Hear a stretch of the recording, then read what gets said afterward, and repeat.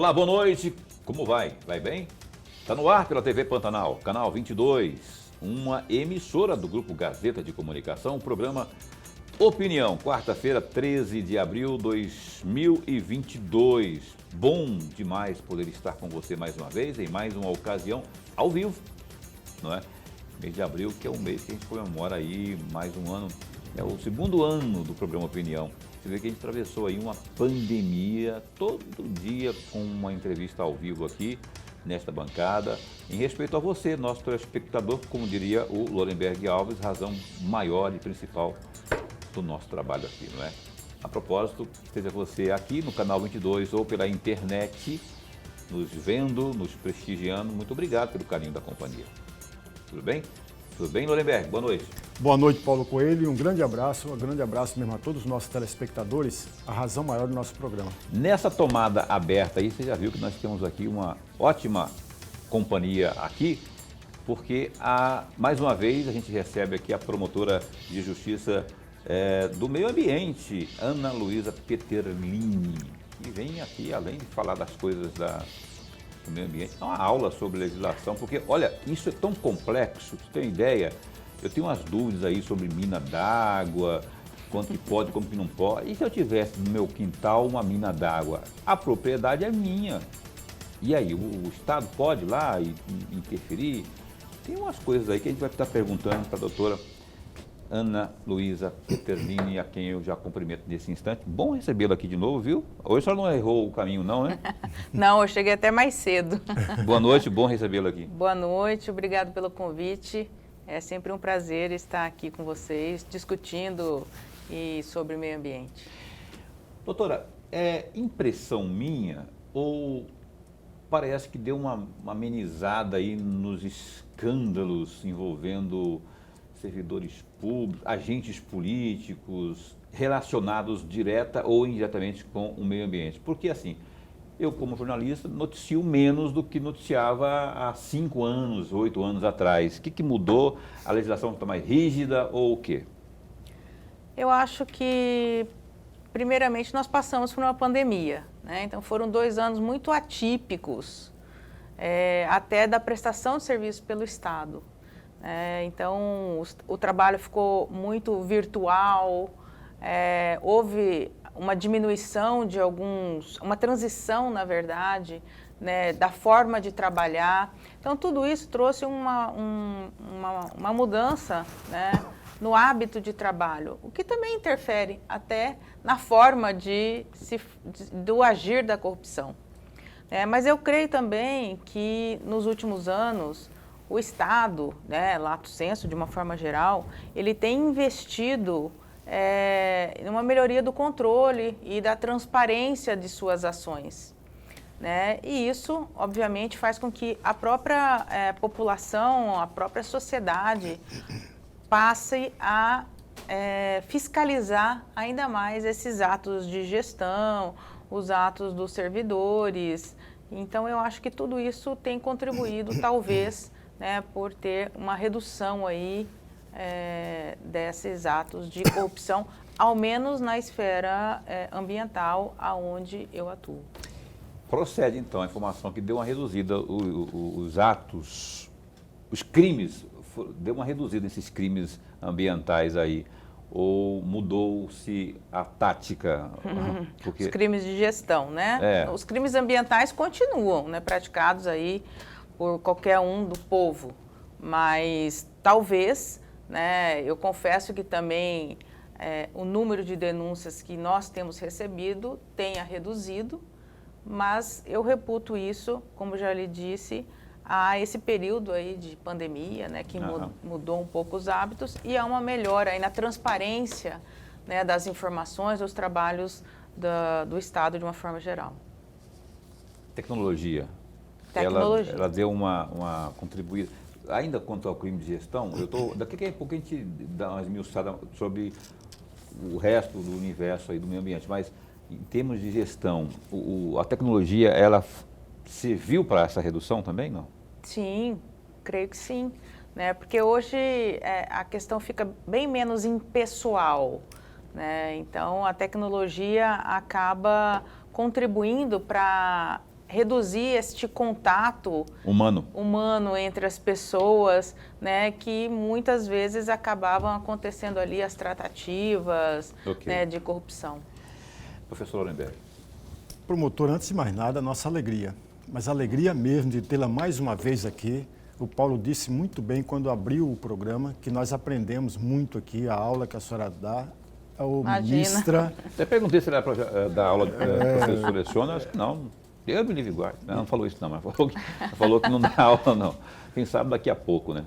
Enriquece muito o nosso programa, mas enriquece mesmo. Obrigada. Promotora, de acordo com o site RD News, no dia 31 de maio de 2021, a senhora teria avaliado, e aí entre aspas, existe risco concreto de danos ao meio ambiente no projeto de lei 3.729, de 2004, aprovado na Câmara Federal, está no Senado, eu não sei se já foi aprovado no Senado, mas na Câmara Federal, sob a relatoria do deputado federal Nery Geller. O ponto mais crítico do projeto, ainda estende um pouco mais a matéria, é a possibilidade de emitir licenças ambientais por meio de uma autodeclaração do responsável pelo empreendimento. E aí eu pergunto à senhora, a senhora de fato avaliou que há risco neste projeto de lei de 2004 e agora a relatoria do deputado federal Nery Geller? Há risco mesmo de dano ao meio ambiente? E qual a opinião da senhora com relação à emissão de licenças ambientais por meio de autodeclaração do responsável? Bom, esse projeto de lei, ele trata sobre o licenciamento ambiental das atividades potencialmente poluidoras. Hoje nós não temos uma lei que trata sobre isso, nós temos resoluções do CONAMA, né, leis estaduais que tratam sobre o licenciamento dessas atividades.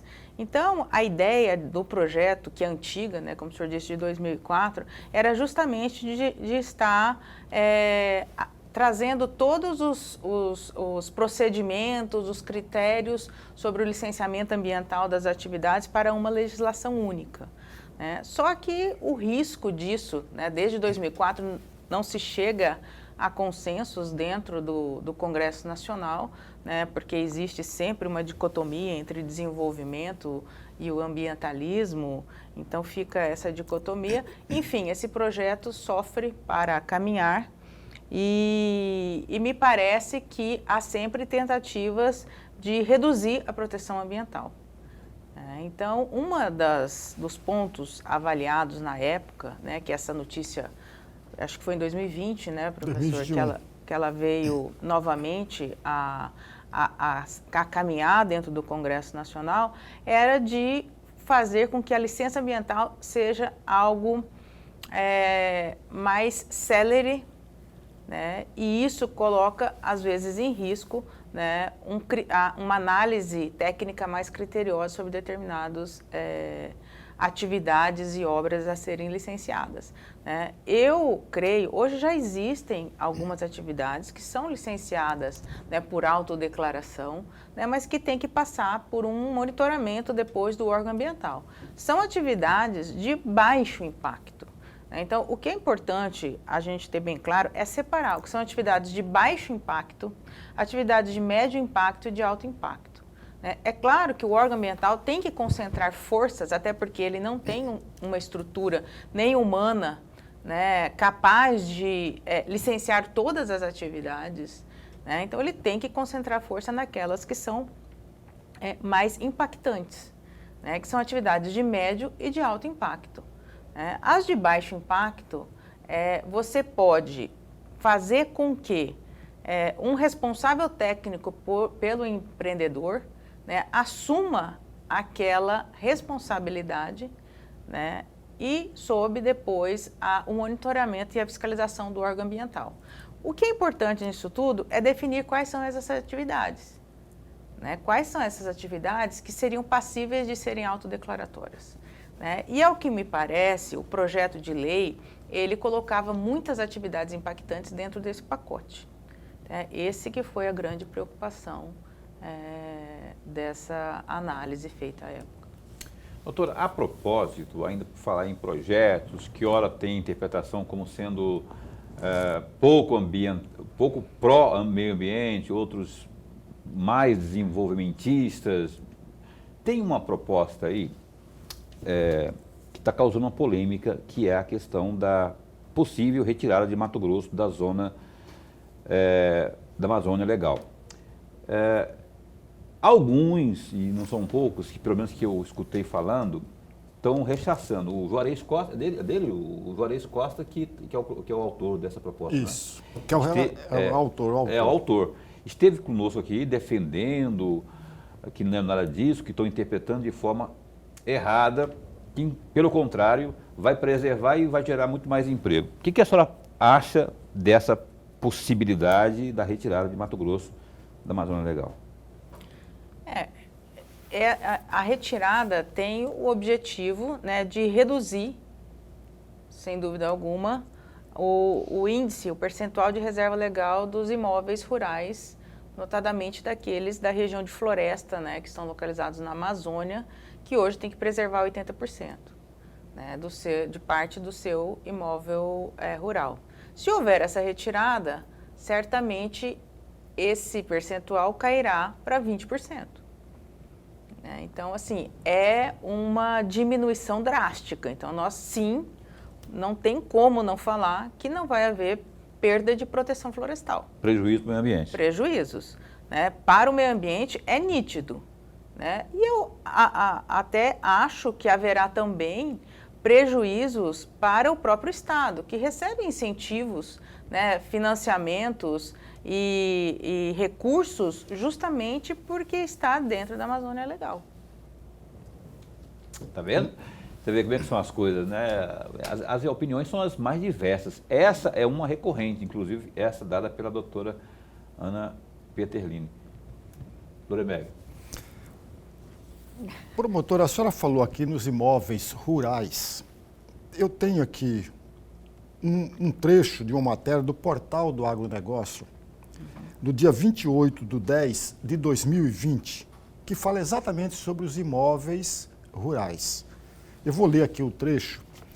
Do total de inscritos, somente 1.783 foram validados.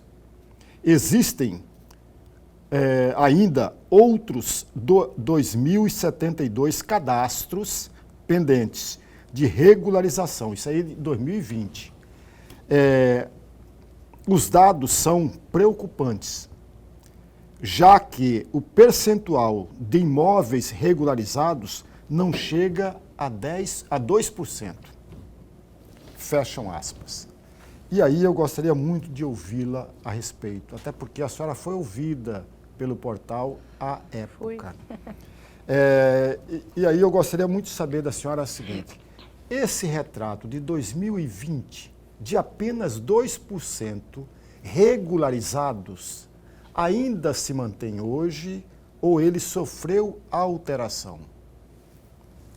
Olha, eu ouso dizer que ele continua mais ou menos no mesmo patamar. Pouco se avançou. Apesar, e vou lhe dar um dado, Lorenberg, assim, Mato Grosso é o estado hoje, né, que, apesar dos pesares, de todas as dificuldades, ele está mais avançado na análise e validação do CAR. Mas esse número ainda é extremamente incipiente. Por quê?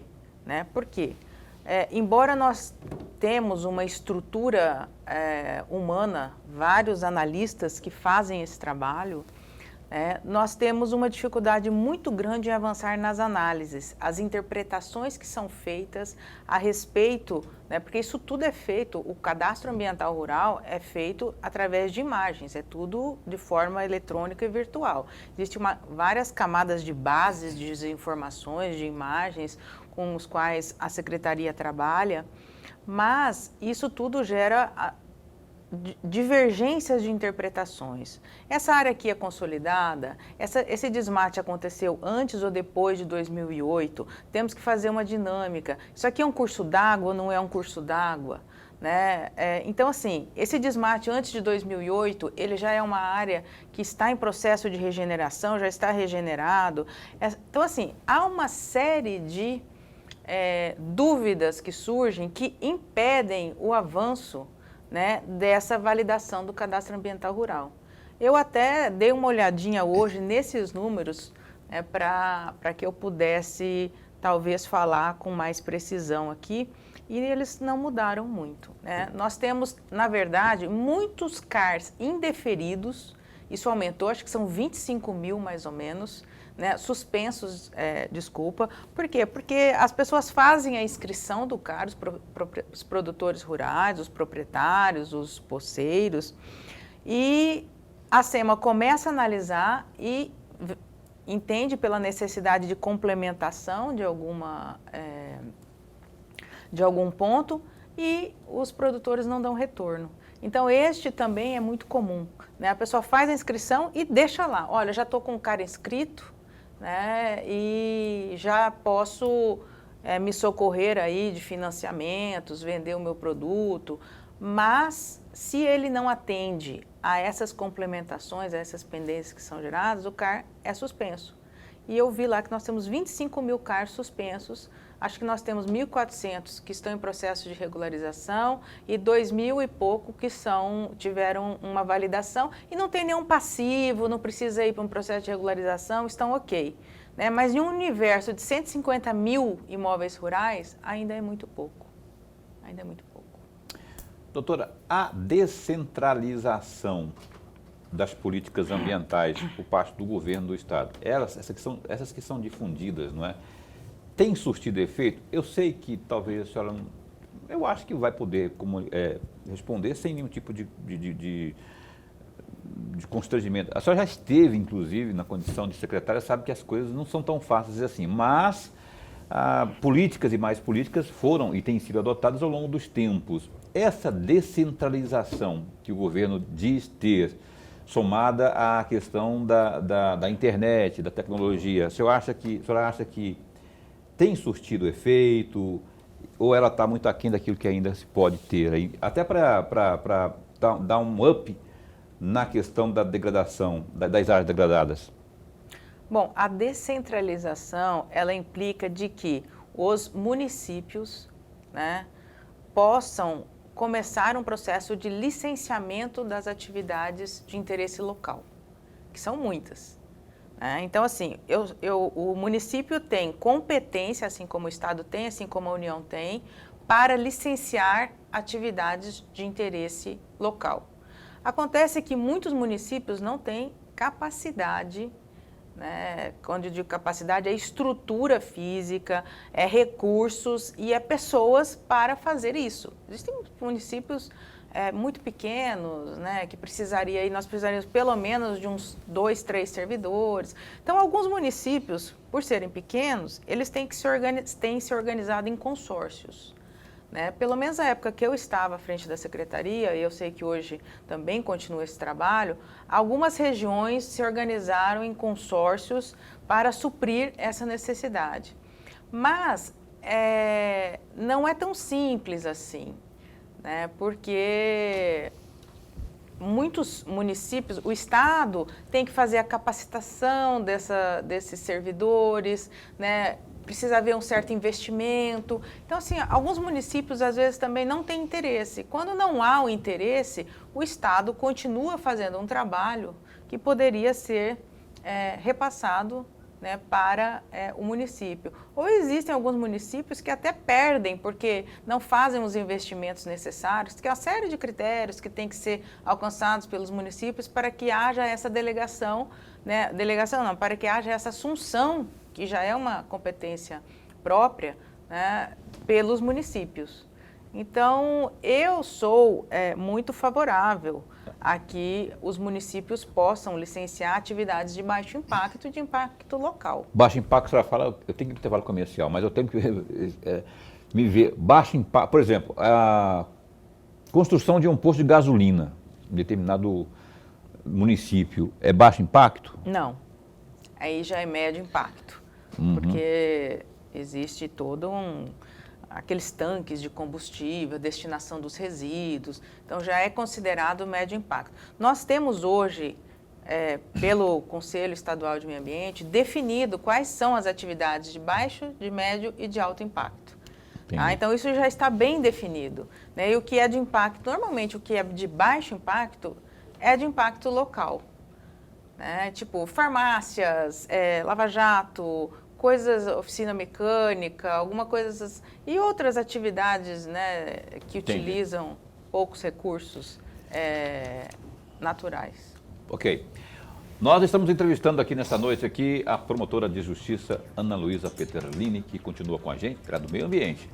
E a gente vai falar mais sobre isso daqui a pouquinho, após o intervalo comercial. É um instante só. Ok, a gente retoma aqui nesta noite. A gente está entrevistando aqui a Ana Luísa Peterlini, que é a promotora do meio ambiente.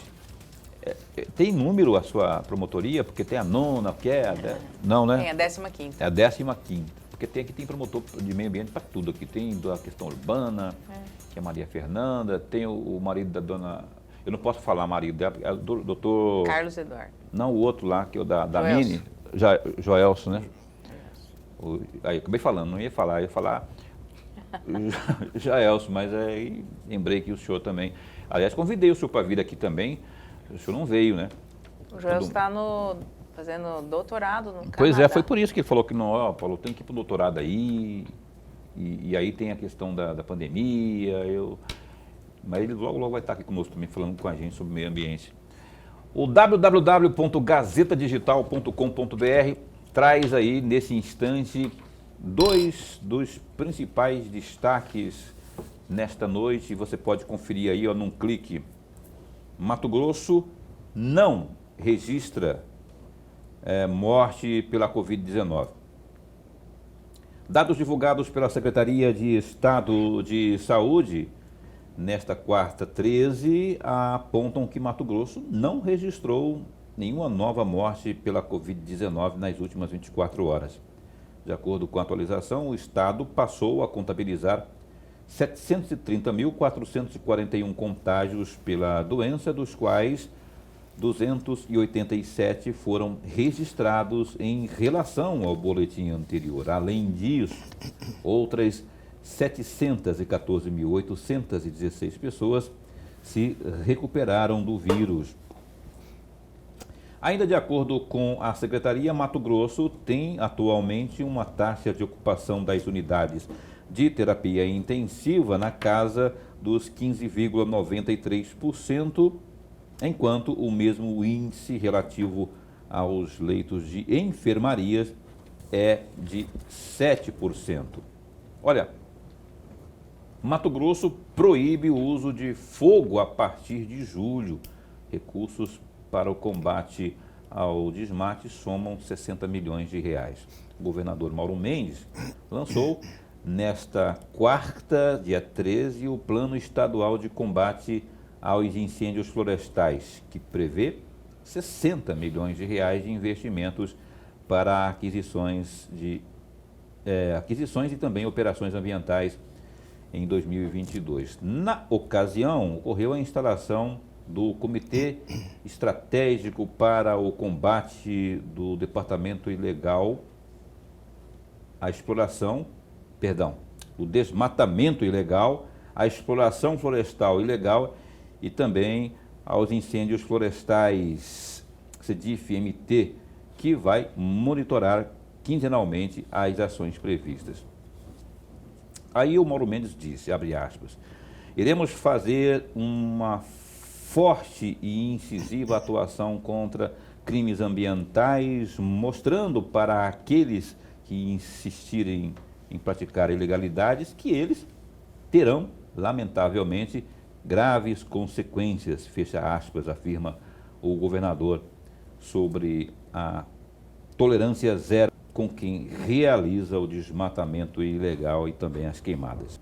Nesse ano, mais da metade dos recursos, ou cerca de 32 milhões de reais, serão aplicados diretamente nas ações em campo de prevenção e também combate ostensivo aos incêndios florestais.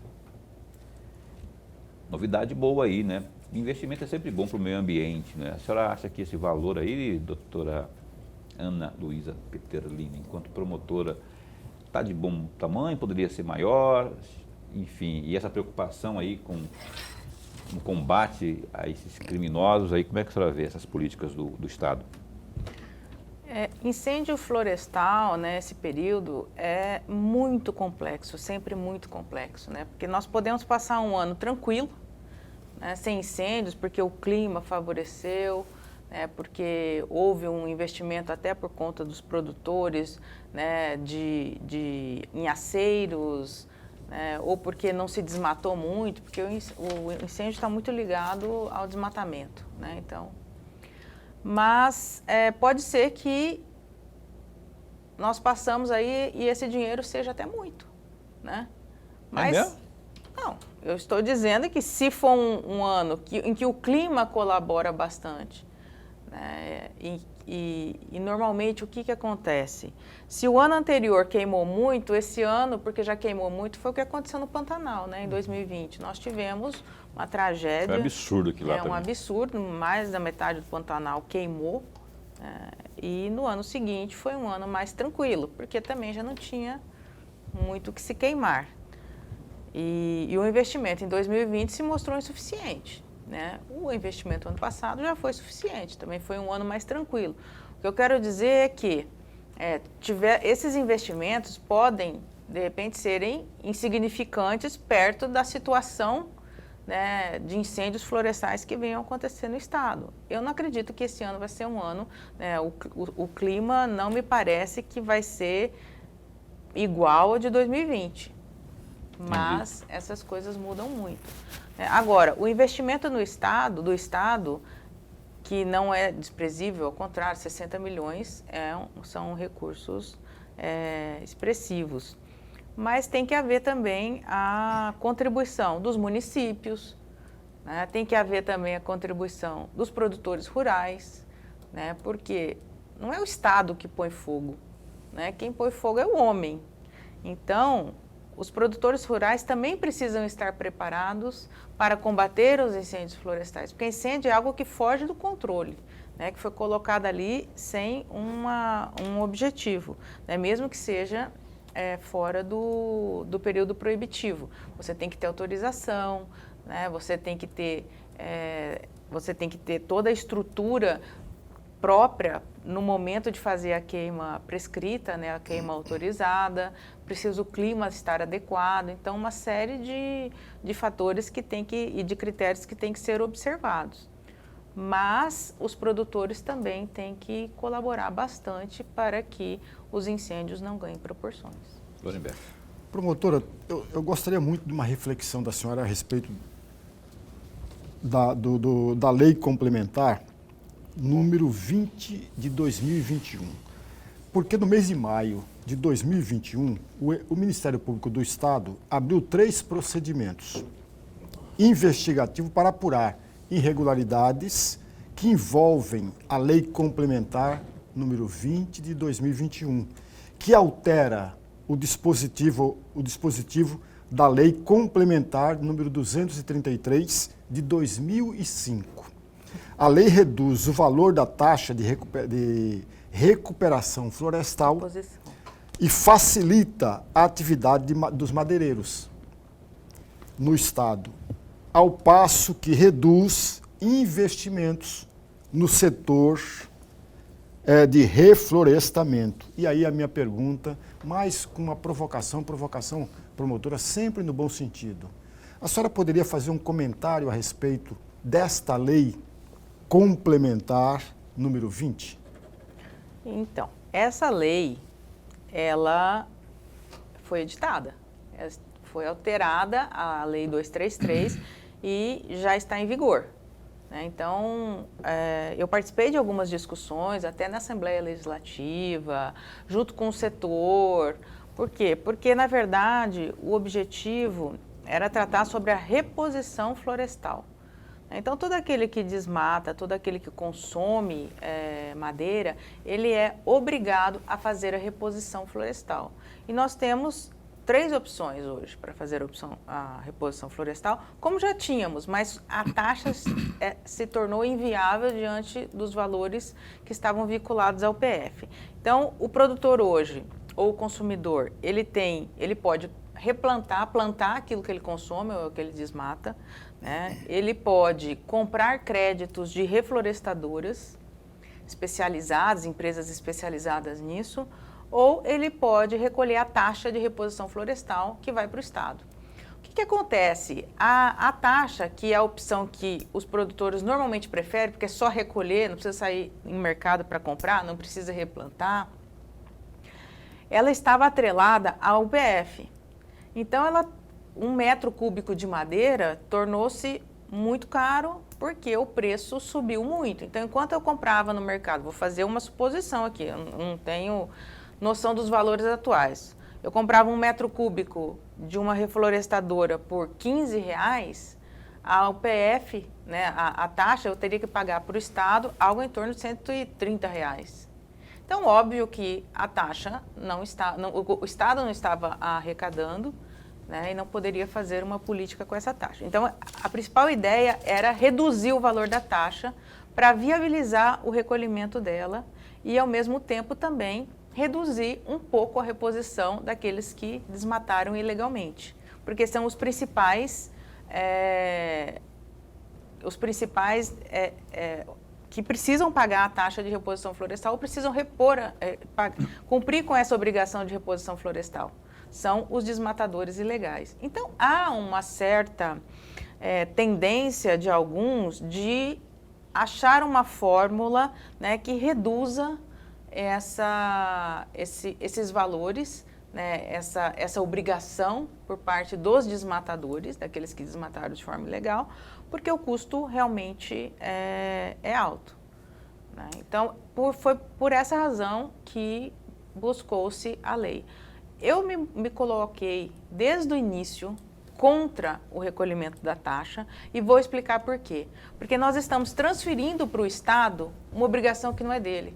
Porque na medida em que o Estado recolhe a reposição e recebe esses valores, ele vai ter que fazer a reposição, ele vai ter que plantar, né? Ou ele vai ter que dar para alguém plantar. Então, quer dizer, é uma gestão desnecessária, quando ele poderia só intermediar esse mercado através das empresas especializadas, por exemplo, entendeu? Que já existem e que acabaram também perdendo um pouco do nicho de mercado. Então, essa questão, né, além, na minha ótica, de trazer prejuízos ao meio ambiente, na medida em que acaba incentivando alguns desmatadores e tal, também acabou reduzindo aí esse mercado de plantio das reflorestadoras, né, dessas empresas especializadas. Doutora Ana, a senhora falou aqui no bloco anterior, ou foi nesse, não sei, no começo, sobre essa questão da preservação, que há que se ter aí também a maiúscula palavra minha, né, do produtor rural, essa contribuição do produtor rural nessa preservação aí. E aí, como diria o filósofo Lorenberg Alves, vou também provocar a senhora aqui, tem até uma música que eu sempre cito aqui, né, quando eu falo do meio ambiente, que é do Sai Guarabira, que diz assim, ó, o homem chega, já destrói a natureza, tira a gente, põe represa, diz que tudo vai mudar. Aí por aí vai. Eu quero fazer uma adaptação aqui para puxar o agronegócio para cá, para essa discussão. Como está o comportamento principalmente do grande produtor rural em relação à preservação ambiental aqui no estado de Mato Grosso? Essa relação que é tida como vilã, o agronegócio é tido como vilão por muitos aí, não é? Está degradante ainda essa interferência do agronegócio no nosso ambiente, no meio ambiente mato-grossense, ou não? Que contribuição, para usar a palavra sua, o produtor rural, o grande principalmente, tem feito ou tem dado ao Estado de Mato Grosso para a preservação do nosso meio ambiente? Eu sinto que nós já avançamos bastante, inclusive em conscientização dos produtores rurais. Então, nós temos hoje uma legislação que é bem mais conhecida e difundida, até porque os instrumentos de controle aumentaram de fiscalização muito. Então, muitos aprenderam, né, na marra, né? Outros acabaram alcançando essa consciência e talvez percebendo a importância da preservação, porque o mercado hoje é muito exigente, né? Então, ele tem exigido, né, das commodities que são vendidas especialmente para fora do país, né, que a questão ambiental, da preservação, da sustentabilidade dos produtos seja agregadas. Então, a exigência da lei e há uma exigência de mercado. Então, eles estão procurando se adequar, sim. Eu vejo nitidamente evoluiu, então, uma essa evolução nesse aspecto. Então, a iniciativa do produtor de ter a sua atividade de forma sustentável é fundamental. Não adianta o Estado ficar o tempo inteiro lá querendo, exigindo e autuando, né, se nós não tivermos essa consciência por parte dos produtores, e eles têm realmente melhorado bastante essa consciência, até porque eles já veem os benefícios, né, de você manter a preservação dos recursos hídricos, né, que são importantes para a atividade. Então, tudo isso acabou contribuindo para a formação dessa consciência ecológica. Em síntese, deu uma melhorada na questão da sustentabilidade, essa relação grande produtor e meio ambiente. Sim, melhorou bem. Tá. Portanto, vamos ao intervalo comercial, Boca ou Caroline? Vamos ao intervalo comercial e aí a gente volta aqui falando mais. Tem assuntos aqui, eu anotei aqui, rapaz, uns assuntos aqui para falar com ela sobre a questão da regulamentação aí das áreas úmidas, enfim. Daqui a pouquinho a gente retoma com Ana Luísa Peterlini, promotora de justiça, aqui ao vivo no Opinião. Um instante só. Pois bem, a gente retoma aqui a entrevista nesta noite aqui. A gente está recebendo aqui, com muita honra, né, a doutora Ana Luísa Peterlini, né? Outra vez está nos enchendo de boas notícias, de boas informações, né, sobre a legislação ambiental principalmente. Eu falei no bloco anterior, rapaz, ao encerrar, da questão das áreas úmidas, né? Eu estou querendo largar aqui a opinião para começar a mexer com plantação de soja. Eu queria mexer mas isso nessas áreas, tipo Pantanal, ir lá para o Araguaia, que parece que ser o novo Eldorado, que estão apostando tudo, que lá vai ser nova fronteira agrícola. O que está pegando, evidentemente, que eu não vou largar a opinião por nada, nem para ganhar muito dinheiro com soja, com commodities, mas eu sei que tem uma discussão sendo travada, doutora, nesse sentido aí, a legislação. O que diz a legislação e qual que é o gargalo hoje nessa discussão, ou o maior gargalo? Então, nós temos hoje em discussão no Conselho Estadual de Meio Ambiente uma regulamentação das atividades passíveis de licenciamento nessas áreas úmidas, né, que são pantanais, planícies pantaneiras, e eu estou falando de uma forma bem simplista, né, mas a definição de áreas úmidas é um pouco mais ampla, né? No estado de Mato Grosso, nós temos reconhecido 3 grandes áreas úmidas: o Pantanal do Paraguai, o Pantanal do Guaporé e o Pantanal do Araguaia, né? Essas são as grandes áreas úmidas. Mas nós temos espalhados aí pelo estado outras tantas pequenas áreas úmidas que não foram ainda catalogadas, vamos dizer assim, pelo sistema, né? Mas que são áreas úmidas. Nós temos aqui, por exemplo, em Primavera, áreas úmidas, próprio Lucas do Rio Verde, aqui na região de Rosário, que tem ali as nascentes do Rio Cuiabá, do Rio Arinos, que está aqui na APA, das cabeceiras do Rio Cuiabá, nós temos áreas úmidas. E o que acontece? Nós precisamos regulamentar o que é possível, o que não é possível e como licenciar algumas atividades, né? Porque essas áreas, elas têm solos hidromórficos, além de toda umas características de vegetação, de biodiversidade, que precisam ser preservadas. E como se preserva isso? Permitindo-se atividades que são compatíveis com esse ambiente. Então, aqui no Pantanal do Paraguai, nós temos uma legislação que já diz, olha, aqui não pode drenagem, aqui não pode a atividade de agricultura, aqui não pode uma série de outras atividades. É a vocação, é pecuária, né? Turismo, enfim, agricultura de subsistência, algumas outras atividades de baixo impacto. É essa a vocação desse ambiente. Por outro lado, as demais áreas úmidas não têm ainda essas limitações. E é isso que se tem discutido.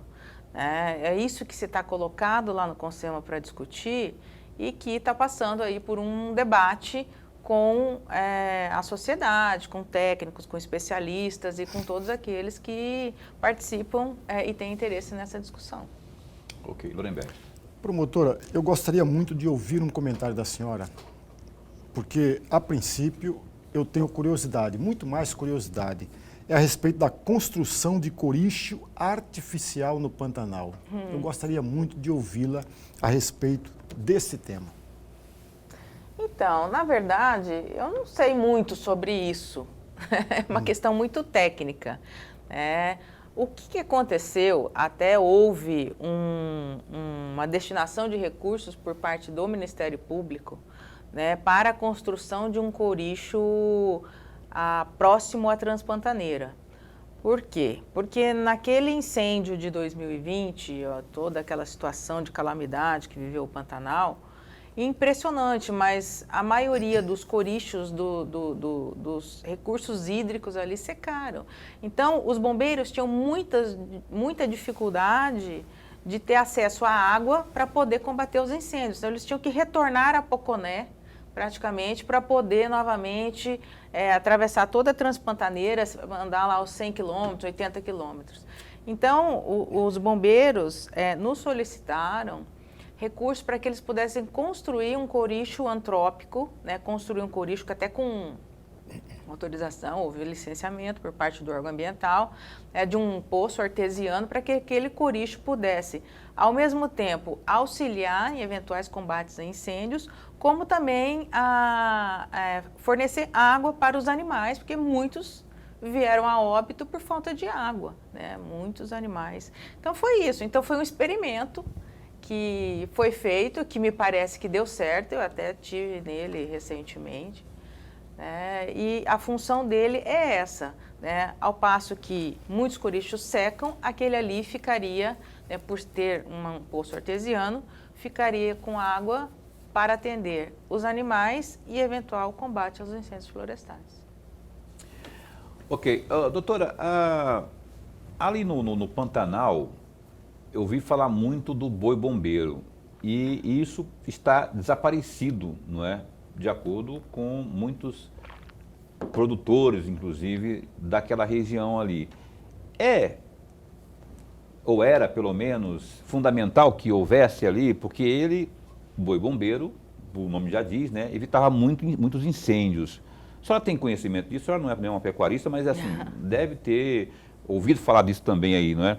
Eu também já andei pesquisando e parece que funcionava realmente. E com o desaparecimento, coincidentemente ou não, parece que ficou mais fácil os incêndios, ficaram mais fáceis. Na verdade, o que aconteceu no Pantanal é que existiam, afora o clima, né, muitas fazendas abandonadas.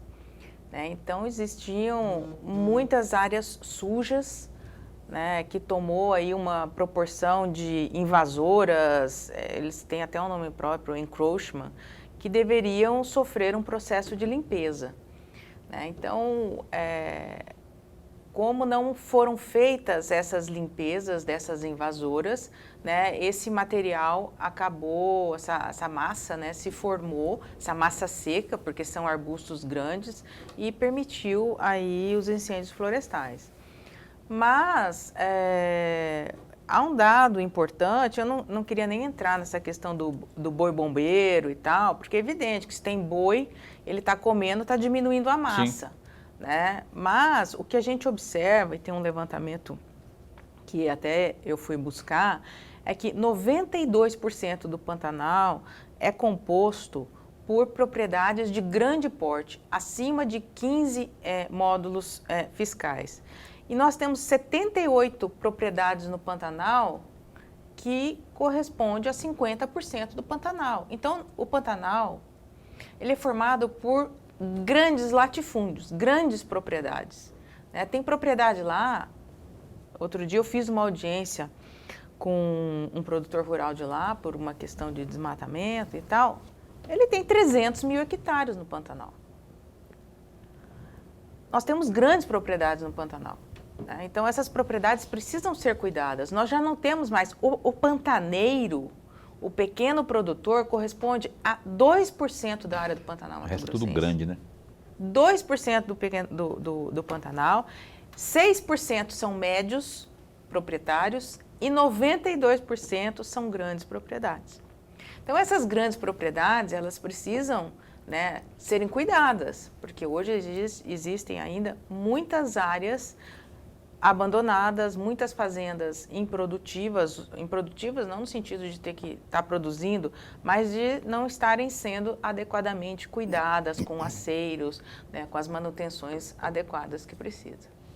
Borenberg. Promotora, mais uma vez eu vou apelar pelo conhecimento da senhora, pela experiência, pelo estudo. É uma pequena provocação, porque há um projeto de lei do governo federal, que é 191. É bom de Se número. fosse 171, ia ficar misturado. 191, que mexe com a Constituição e que permite, em outras palavras, o garimpo em terras indígenas no Amazonas. O governo, muito recentemente, utilizando a guerra, a invasão da Rússia lá na Ucrânia, ele falou assim, olha, vai faltar fertilizante, portanto vai faltar potássio, vai faltar fertilizantes. E aí por isso que nós precisamos aprovar esse projeto com muito mais rapidez. E de fato houve um requerimento e o requerimento foi aprovado rapidamente. Com exceção da deputada federal Rosa Neide, que votou contrário ao requerimento, os demais deputados federais no Mato Grosso votaram a favor. O que a senhora pensa sobre esse projeto 191, que ainda não foi aprovado na Câmara Federal? Bom, essa é uma discussão, né, que sempre vem à tona, dependendo das circunstâncias, muitas vezes, do cenário econômico, né? Porque não deixa de ser reservas que o Brasil tem, né, de minérios e que muitas delas podem estar em solo, em subsolo de terras indígenas, unidades de conservação e até de reserva legal, né? Nós tivemos até, Lorenberg, uma lei estadual que foi aprovada que permitia a mineração em área de reserva legal. E o Procurador-Geral de Justiça, Dr. José Antônio, acabou rapidamente ingressando com uma DIN aqui no Tribunal de Justiça e a ação foi suspensa, né, por entender contrária aí à proteção ambiental. E ela não difere muito, né, porque reserva legal não deixa de ser uma área protegida dentro dos imóveis rurais privados, né? Então, as terras indígenas são áreas protegidas federais em razão da questão social dos povos indígenas. É uma situação muito delicada e eu acho que nós temos, talvez, outras áreas para serem exploradas, né? E esses espaços indígenas devem ser preservados na sua totalidade. Mas é uma questão que, obviamente, vai a debate, mas o meu posicionamento hoje é contrário a essa exploração. O Ministério Público como um todo, né? Contrário, os promotores de justiça sempre têm essa opinião linear aí, contrária a essa... Porque aí pode invadir terra indígena e vai virar Perde o controle, né? Perde o controle. Eu queria, caminhando para o final aqui, a proposta de governo federal, tem uma proposta do atual governo, da presidência da República, que lá na Câmara diz o seguinte, fala sobre organizar melhor, como que era mesmo, instituir o CPF daquela propriedade rural lá, para que seja melhor controlado, para evitar desmatamento, essas coisas todas. Esse projeto não andou, foi na época do presidente Maia, né, da Câmara, e até agora não andou mais. A senhora acha que é um mecanismo, se você monitorar isso, porque uma vez tendo o CPF, você monitora usando a tecnologia de forma mais fácil. A senhora acredita que isso pode avançar muito? Então, Paulo, eu acredito que o cadastro ambiental rural já é mais ou menos um CPF da propriedade rural, entendeu? Na medida em que eu tenho hoje, e no Brasil inteiro, ele é um sistema eletrônico, né, que faz um raio-x da propriedade, você tem os limites, você tem todo o quadro de áreas, a hidrografia, o uso, a área que é utilizada, a área de vegetação nativa, de reserva legal, de APP, enfim, eu tenho todas as informações daquele imóvel ali e posso até colocar dentro dele, depois que a gente tiver isso, que como nós conversamos aqui, o CAR ainda está engatinhando, vamos dizer assim, mas na medida em que a gente consiga validar, eu acho que a gente tem aí sim, através do CAR, um CPF do imóvel, né? E nós podemos agregar mais informações aí dentro do tipo de atividade que é feita naquela propriedade, né? As atividades licenciadas, enfim. Eu não sei exatamente, não conheço esse projeto de lei, mas eu acho que se o CAR for implementado, ele pode trazer os benefícios que talvez esse CPF rural aí pretenda. Tá certo. Olha só, o Lorenberg tocou no assunto aqui e aí me remeteu a uma outra ideia da questão do uso de agrotóxicos. Outra conversa que faz um barulho danado e nós consumimos tudo que vem do campo e o agrotóxico, ele, há quem diga que está, ainda que haja um controle muito grande aí, está presente, infelizmente, em muitos alimentos nossos. Como é que está sendo, como é que é a sua promotoria, como é que o Ministério Público está vendo isso? Na verdade, esse é um assunto que é visto por muitos órgãos de controle e fiscalização. Então, nós temos até o Ministério Público do Trabalho atuando nisso, o Ministério Público Federal, né, o Ministério Público Estadual, e esse é um tema extremamente sensível, né, para todos nós, né, para a sociedade que sofre aí os riscos, e nós sabemos também que hoje não se produz também nessa escala que é produzido aqui no Brasil e aqui em Mato Grosso, notadamente, sem o uso, né, de agrotóxicos. Acontece que nós precisamos regulamentar para mitigar as consequências desse uso. Até recentemente nós fizemos uma reunião, montamos um grupo de trabalho lá na promotoria, para que a gente pudesse tratar sobre a regulamentação da pulverização de agrotóxicos, seja terrestre, seja aéreo.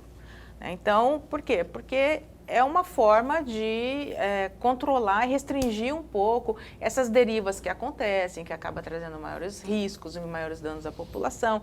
Enfim, né, é um tema que nós temos discutido. Um outro tema também que nós temos discutido bastante é a produção de biofertilizantes, não é bioagrotóxicos, é bio... até esqueci, mas são agrotóxicos naturais, vamos dizer assim. E biofertilizantes também, que é permitido hoje, que são a produção on-farm, ou seja, a produção na fazenda. Então, muitos produtores, pequenos produtores, que fazem produção orgânica, eles já produzem os seus próprios defensivos, biodefensivos, né? E já grandes produtores também estão produzindo seus biodefensivos. Então, esse é um mercado, novo que está surgindo, que precisa ser regulamentado. Menos impactante, né? Bem menos impactante, e que eu já tenho conhecimento que aqui em Mato Grosso, grandes produtores já têm feito o uso desses biofertilizantes e biodefensivos em grande escala, reduzindo muito o uso do agrotóxico. Então, temos aí algumas alternativas, precisamos realmente ter um pouco mais de controle sobre pulverizações e outros usos, né, que são feitos, e o Ministério Público tem procurado, ao menos, né, movimentar esse debate aí na sociedade. Ok, olha só, o tempo voa, a gente tem que encerrar o programa. Eu quero mais uma vez agradecer aqui Ana Luísa Peterlini, promotora de justiça do meio ambiente. Brigadão de verdade por ter vindo mais uma vez aqui, viu? Esse espaço aqui, essa cadeira aí, está sempre a postos para bem informar. Se ela tiver vontade de falar mais e xingar alguém também, pode estar. Aqui o espaço é seu. Opinião está sempre a postos para bem informar. Obrigado por ter vindo, viu? Não, eu que agradeço, estou sempre à disposição, agradeço o convite.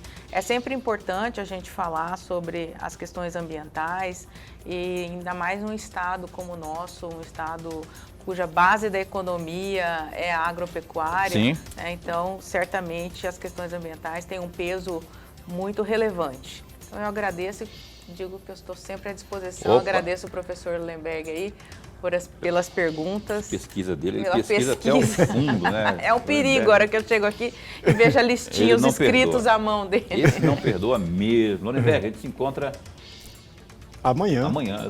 Até amanhã. Aqui, amanhã. Amanhã a gente entrevista aqui a primeira-dama de Cuiabá, Márcia Pinheiro, falar das ações sociais do município de Cuiabá, Márcia Pinheiro, às 7h30, Lorenberg. Então, até amanhã, né? Até amanhã. Amanhã, então, encontro marcado, 7h30. Feliz Páscoa para a senhora, se a gente não se falar antes. Se falar também, Feliz Páscoa do mesmo jeito. Para vocês. E, então, é isso. Fica bem, fica com Deus também.